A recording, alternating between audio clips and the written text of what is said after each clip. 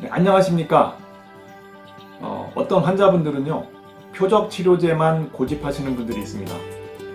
일반 세포독성 항암제는 부작용이 심할 것 같으니까 저는 절대 맞지 않겠습니다. 꼭 표적 항암제로 해주십시오 라고 이런 환자분들이 말씀을 하십니다. 얼마 전에 제 환자분 중에 이렇게 표적 치료제만 고집하시다가 상태가 안 좋아지신 한 환자분의 사례가 있어서 여러분과 함께 이야기를 나눠보도록 하겠습니다.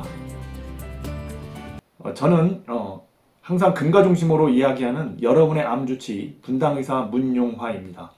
현재 분당차병원 혈액종양내과에서 유방암, 부인암, 즉 난소암, 자궁내막암, 자궁경부암, 그리고 전립선암의 항암치료, 표적치료제 등을 담당하고 있습니다.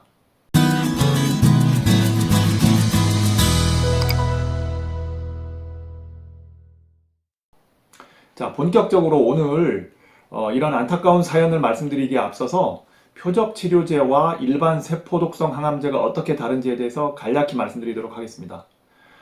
표적 치료제는요, 일종의 정밀 타격 같은 것입니다. 암세포의 어떠한 표적 또는 이제 영어로 말하면 타겟이라고 하는데요. 그 암 환자의 어떤 이제 발암 유전자를 표적으로 하는 그걸 억제하는 약물을 개발한 이러한 거를 이제 표적 치료제라고 하는데요. 주로 암세포를 공격하기 때문에 일반 세포에 대한 부작용이 좀 덜한 것이 사실입니다. 일반 세포독성 항암제는요, 원폭 투하 같은 것이라고 말씀드릴 수가 있겠는데요. 만약에 이제 원폭 투하를 하게 되면 이 나쁜 적군만 죽는 것이 아니고 주변에 있는 죄가 없는 일반 시민들까지 많이 죽지 않습니까? 그래서 이 세포독성 항암제는요, 이 정상 세포에도 영향을 줄 수 있다. 부작용이 꽤 심할 수도 있겠다라는 이제 이러한 말씀을 드릴 수가 있는 것이죠. 이 얘기가 틀린 얘기는 아닙니다만 표적 항암제와 일반 세포독성 항암제를 딱 구분하는 데 있어서 어떤 항암제를 선택을 하느냐를 결정하는 데 있어서 이러한 부작용만 가지고 결정을 하는 게 아니고요. 임상시험 결과에 따라서 어떤 환자들이 어떠한 조건에서는 이 약물을 쓰는 게 좋겠다. 이게 만약에 표적치료제가 더 효과가 좋다라고 하면 표적치료제를 쓰는 것이고, 일반 세포독성 항암제가 더 좋다라고 하면 일반 세포독성 항암제를 먼저 쓰게 되는 것입니다. 이제 전이암 치료에 있어서 1차 라인, 2차 라인, 3차 라인, 4차 라인 이런 이제 라인의 개념이 있는데요.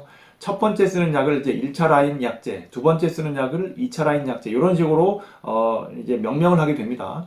근데 첫 번째 라인에서는 표적 치료제를 쓰는 게 좋고 두 번째 라인에서는 어떤 이제 일반 세포독성 항암제보다 표적 치료제가 더 좋은 어떤 이제 더 좋은 효과를 보이는 약제가 없기 때문에 세포독성 항암제를 하는 게 좋고 세 번째 라인에서는 또 표적 치료제를 하는 게 좋고 이런 식으로 치료제를 쓰는 순서가 결정이 돼 있다라는 것이고요. 이러한 것들은 여러분의 선호도에 따라서 결정이 되는 게 아니고요.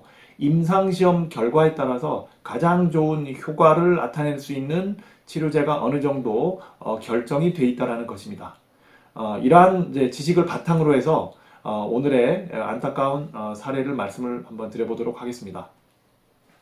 이 환자분은요, 50대 중반의 여성 환자였었는데 허투 양성인 전이성 유방암 환자였습니다. 2017년도에 이 허투 양성 전이성 유방암으로 진단을 받으셨고요.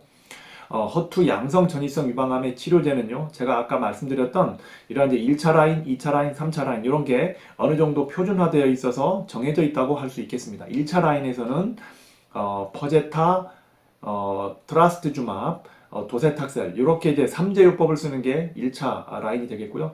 2차 라인은 캐사일라, 3차 라인은 타이커브, 젤로다 이렇게 1차, 2차, 3차 라인이 정해져 있고요. 이 환자분도 이러한 표준적인 방법에 따라서 약제를 선택해서 3차 라인까지 잘 쓰셨습니다. 그리고 한 3년 정도를 잘 버티셨고요. 다행히 1차, 2차, 3차 라인은 표적 치료제가 어떤 메인이 되는 치료제였습니다. 그렇기 때문에 환자분이 치료를 잘 받으셨는데요.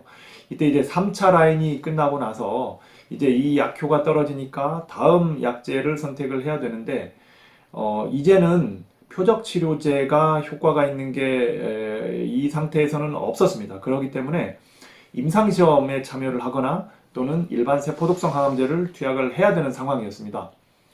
뭐 임상시험은 뭐 적절한 게 없었기 때문에 제가 세포독성 항암제가 도움이 될 거다라고 이제 권해드렸죠. 뭐 독소로비신, 사이클로포스파마이드 또는 파클리탁셀, 할라벤 뭐 이러한 약제들이 생존 기간을 연장한다라는 게 사실 증명이 되어 있었기 때문에 이제 이 환자의 조건에서는 그 약제들이 충분히 선택할 만한 옵션이었습니다. 그런데 이 환자분은요, 이 세포독성 항암제에 대한 굉장히 어떤 이제 그 큰 이 거부감이 있었습니다. 절대로 싫다는 것입니다. 뭐 부작용이 겁이 나는 거고요. 물론 이제 이 환자분이 세포독성 항암제를 예전에도 전혀 안 맞으셨던 건 아닌데 표적 치료제와 함께 투약을 한 적이 있는데 아마 좀 힘이 들었던 것 같습니다. 아마 그런 그 기존에 이 트라우마 같은 게 있었기 때문에 더 싫어하셨을 수도 있는데요. 다음 약제는 이제 세포독성 항암제밖에 없는데도 불구하고 절대로 싫다고 하셨기 때문에 제가 아무리 설득해도 어쩔 수가 없었습니다. 환자분 제가 이 약제를 계속 쓰려는 게 아니고요. 세포독성 항암제를 요번에 좀 쓰셨다가 얼마 정도 잘 지내고 계시면 나중에 또 더 좋은 신약이 나올 수도 있고 그게 표적치료제가 될 수도 있습니다. 그러면 그때 표적치료제를 사용할 수도 있기 때문에 요번에는 세포독성 항암제를 좀 써보시는 게 어떨까요? 이렇게 설명을 잘 해드렸음에도 불구하고 뭐 환자분이 싫다고 하는데 어쩔 수가 없었습니다. 그래서 그 환자분께서는 세포독성 항암제를 투약을 하지 않고 그냥 어떤 이제 보존적인 치료, 뭐 진통제 또는 뭐 영양 공급 이런 것들만 받으시면서 지내시는 상황이었습니다.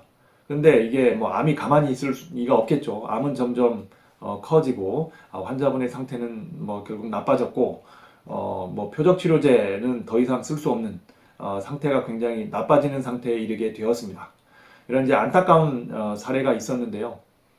저는 이 사례를 겪으면서 우리 환자분들께 이렇게 표적 치료제만 반드시 고집하는 게 옳지는 않다라는 그런 말씀을 드리고자 합니다. 자, 오늘은 이렇게 표적 치료제만 고집하다가 치료의 기회를 놓쳐버린 안타까운 사례를 말씀을 드렸습니다. 자, 다시 한번 말씀드리자면 표적 치료제를 투약을 할지 또는 일반 세포독성 항암제를 투약을 할지는 여러분이 결정하는 것이 아닙니다. 여러분이 어떤 약을 선호한다고 그렇게 결정이 되는 게 아니고요. 임상시험을 통해서 이러한 조건에서는 표적 치료제가 더 좋다라고 하면 표적 치료제를 쓰는 것이고 그 다음 표적 치료제를 1차 라인에서 하고 나서 2차 라인에서 요때는 표적 치료제가 적절한 게 효과가 없기 때문에 일반 세포독성 항암제가 효과가 더 좋다라고 하면 세포독성 항암제를 투약을 해야 되는 것이고요. 그리고 뭐 세 번째는 뭐 표적 치료제든 세포독성 항암제든 이렇게 어떤 임상시험 결과에 따라서 결정이 되는 것입니다.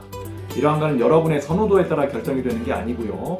국가기관, 즉 우리나라에서는 식약처나 심사평가원, 심평원에서 이러한 약제를 쓸 수 있다 없다를 결정을 하고 있습니다. 그렇기 때문에 여러분 오늘 제가 말씀드린 사례처럼 이러한 이제 표적 치료제만 고집하시다가 치료 기회를 놓치게 되는 실수를 하지 않으시기를 바랍니다. 자, 전이암 환자 여러분 모두 화이팅 합시다. 화이팅! 오늘 내용이 도움이 되셨다면 좋아요, 구독, 알림 설정 부탁드립니다.